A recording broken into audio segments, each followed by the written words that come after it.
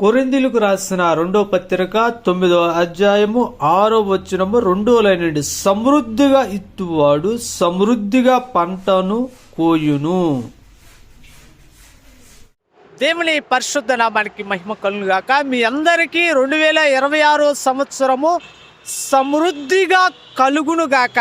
దేవుని యొక్క లేఖనము, పరిశుద్ధ గ్రంథమైన బైబిల్ గ్రంథము ఈ విధంగా తెలియజేస్తుందండి. సమృద్ధిగా ఇత్తువారికి సమృద్ధికరమైన పంట కోయును.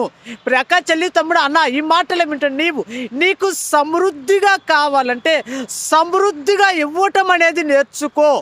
దేవుడిచ్చిన ఆశీర్వాదాన్ని, దేవుడిచ్చిన దీవెనను, దేవుడిచ్చిన కృపతో కూడిన ఆశీర్వాదాన్ని దేవుని ప్రజలైన వారికి, పేదరికంలో ఉన్న వారికి, దేని స్థితిలో ఉన్న వారికి, పేదరికంలో ఉండి దేవుని యొక్క సేవ చేస్తున్న దైవ సేవకులకు దేవుని తరపున నీవు సమృద్ధిగా ఇవ్వటం అనేది నేర్చుకున్నావంటే ప్రియ అక్క చెల్లితమ్ముడ, సమృద్ధి పంట అనేది నువ్వు కోస్తావండి.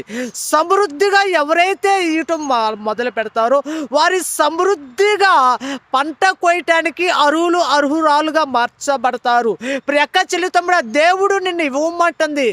దేవుడికి లేక నిన్ను ఇవ్వమంటున్నాడంటే దేవుడికి లేక కాదు ఇవ్వమనేది, నీకు సమృద్ధి పంట ఇవ్వటానికే దేవుడు నువ్వు ఇవ్వమని అడుగుతున్నాడండి. దేవునికి దేవుడి యొద్ద నుండి సమృద్ధి పంట కోయటానికి 2026 సంవత్సరం అనేది నీకు దోహదపడుతుంది, నీకు సహాయకరముగా మార్చబడుతుంది.